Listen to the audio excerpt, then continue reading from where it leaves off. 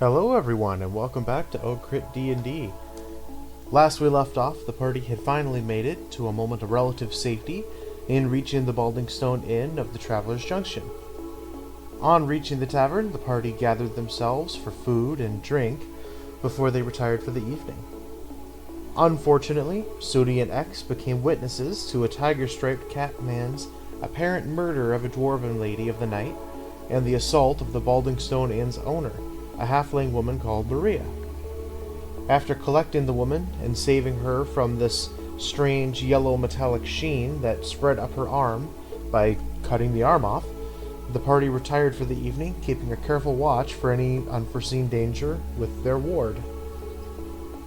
We pick up now as the party awakes within the Baldingstone Inn, with its owner, Maria, clutching her arm at the stump where it had been amputated and moaning softly in her sleep.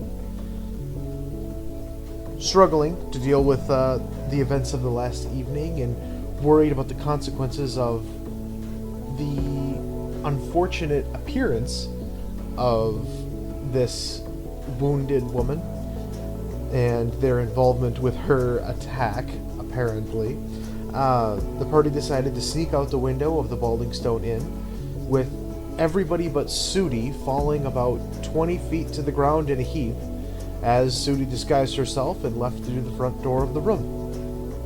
Investigating the tumbled office of the owner Maria, on the way out, she found maybe a few different letters and other details. She did identify quite a few different spots that had been gold the evening before to be holes filled with ash, as if the golden material had disintegrated over the evening.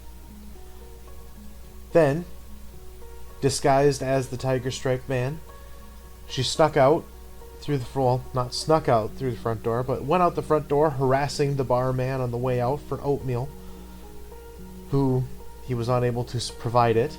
And then she left, as is Sudi's wont.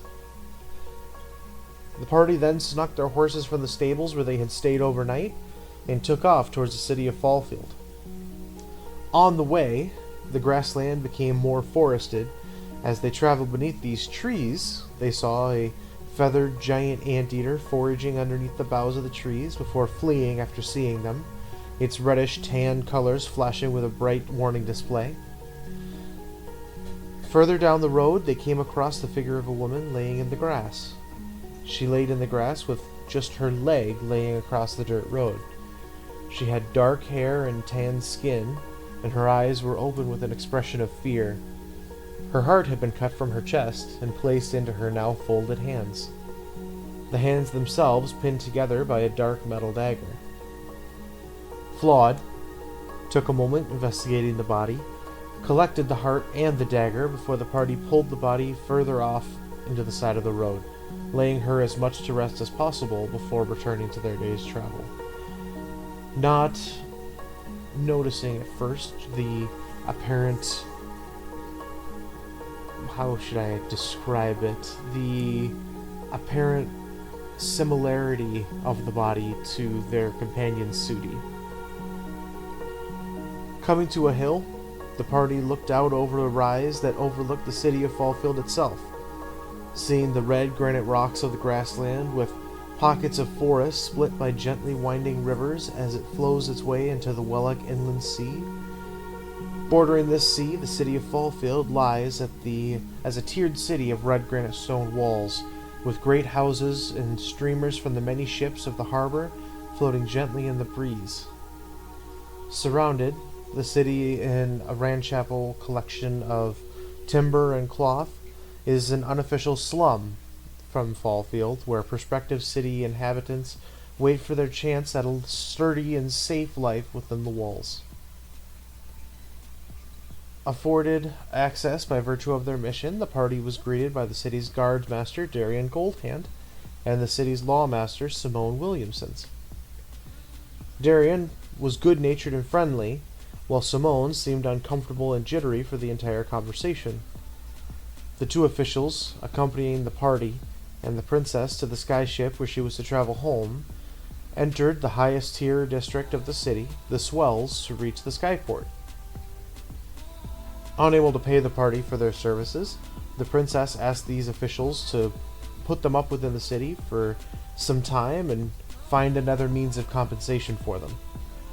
Then, giving the party what money she did have on her, and writing a ticket for Flawed for one evening with the Jewel of the Red Light District of the city under Simone Williamson's name, the princess boarded her ship, waving down with a smile at the group as she left. Left now to their own devices, they stood with Darian Goldhand and Simone Williamson's. Simone, a jittery human woman, took her anxious leave of the group very quickly, while Darian Goldhand, a Leonin man with only one hand, the other replaced with a golden or brass longsword, invited them to visit his office for further information once they were settled for different jobs that he had within the city. Now, the party split into 3 different groups to explore and shop within the cobbled shopping district of the city. First, Jade and Lemba took to the streets to find a map of the Grassbend region, if not the Remont Empire as a whole. To find it, they headed to the lowest district of the city, known as the Deep Shore, to a bookstore that they had been referred to called the Salted Siren. This bookstore was notably more of a smut shop than the party had originally thought, with many different risque titles and offerings, as well as the store's own personal map of the Remont Empire. Intrigued by the idea of some more reputable bookstores, they searched for more literary offerings or journals of some sort, finding little more than the odd journal depicting the anatomy of different races of dragonborn men and women. With odd notes here and there, this book seemed to be a medical journal. Flawed and X explored the city on their own in an attempt to gather additional weapons and armor, with X finding an interesting venom-holding dagger that served as an odd masterwork to a blacksmithing shop of what appears to be middling skill and quality. Must have been a trade of some sort with the owner. Serenity and Sudi then went looking for a bag of holding, first making their way to the general store, whose owner, a little thick in the head, was unable to help them find a bag that held things that was not simply a plain bag. Talking to local patrons, the pair found a variety of enchantment shops options within one located in the Swells called the Moonlight Gleam that caught their attention. Heading to this shop, it appeared on arrival to not actually be a shop, but instead be the home of a seemingly well-off old gnomish man that rudely snapped at them for interrupting his day. Leaving once again to try one of the other shops, the two found the offering of creating a bag of holding should they provide a bag that they wish to have enchanted. And so the pair then split, with Serenity going to purchase a bag, or at least an oversized water skin, from the general store, as Sudi made her way back to the gnomish man's house to demand an apology and his services. Upsetting the man, he attempted to slam the door in her face, but she barged her way into the gentleman's home, pursuing him down the hall for a bit before he turned invisible and run off further into the house. At this point, Serenity had been making her way back to this gnomish man's house where they had agreed to meet, and watched as guards began to rush to the aid of this man. Using illusion magic to create the image of smoke and flames roiling from just outside the door, as well as a depiction of Sudi rushing out and off down the street, she convinced the guards to pursue the criminal and leave the fire to her. Serenity entered the home, pushing Sudi from the premises before treading deeper into the home to apologize to the gnomish man. Traveling down the hall and into the study on the right, she saw a bookcase move and open slightly as an unseen gnome made his way into the chamber behind. Determined to make things right, Serenity followed him into the room behind the bookcase, finding a dimly lit room with an altar to a depiction of a skull with tentacles, a being that, up until this point, Jade had been dreaming about periodically. Apologizing to the gnome, he was taken aback before asking her if she knew what the depiction of the creature was. When she said no and offered to leave, he smiled and allowed her to, if anything, rushing her out the door. The party then gathered at a tavern called the Dancing Dryad, where they had been put up by Simone and Darian Goldhand. Sudi, ultimately being caught as she was trying to escape, was bailed out by Serenity, was frustrated with the day's events. Though, as a group shared a meal before retiring to their rooms for the evening, they did all plan to meet up with Darian Goldhand the following day.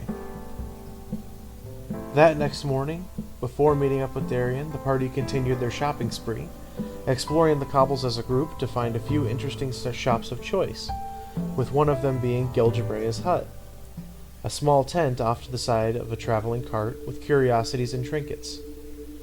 Gilgebrea sold Flawed a carved wooden cameo of her colleague that she had met as she traveled the Mistkeep region years and years ago.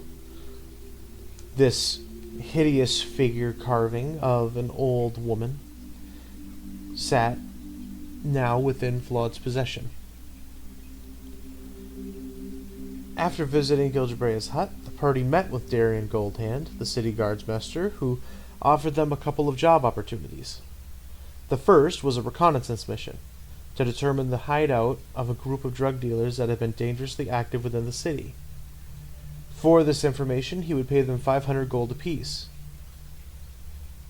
This group, otherwise known so far as the Haze, was apparently somewhat connected to the Lawmaster. And for some reason or another, he wanted to figure out the purpose that this group had, but really only needed to know the individual locations so that he could put forth a raid with his guards and gather whatever information and snuff out this group as quickly as possible. Then, at the same time, he offered them another job. He wanted to find out the apparent identity of a murderer that had been within the town for a few days at this point, taking a moment to inform them that a group of serial murders had happened and they needed to identify who it was, the guards so far being unable to do so. And then, should the party be able to determine the identity of the murderer or murderers, that they would be paid a total of 1,000 gold to the party as a whole. Taking this into consideration, the party beelined it to the Deep Shore district, the site of the recent murders, where they stayed in the Overflow Inn and Tavern. It's a brothel that hosted the jewel of the city's red light district.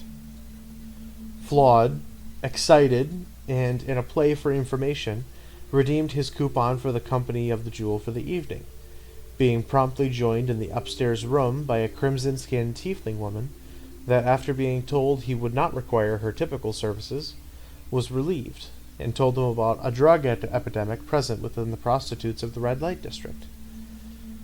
An organization called the Haze has been supplying these men and women with a drug called Euphoria, as well as a variety of other drugs.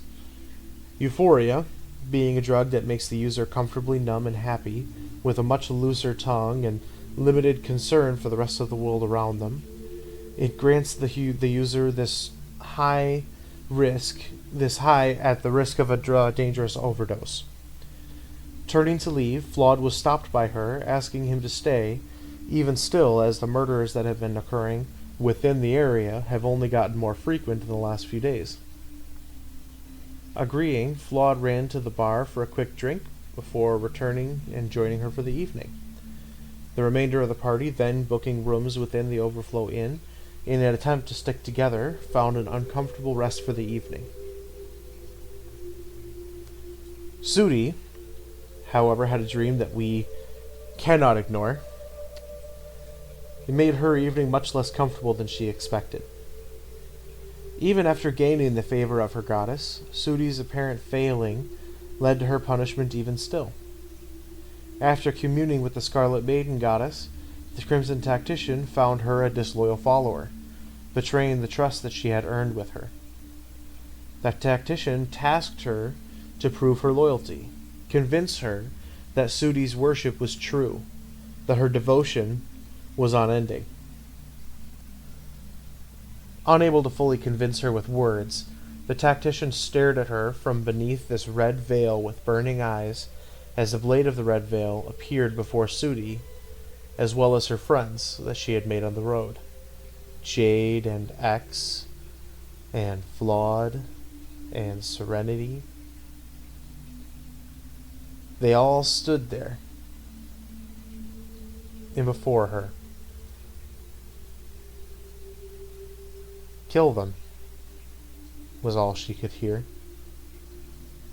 And in an attempt to regain the love of her goddess, she took the sword, the blade of the red veil, and drew it across each of their flesh.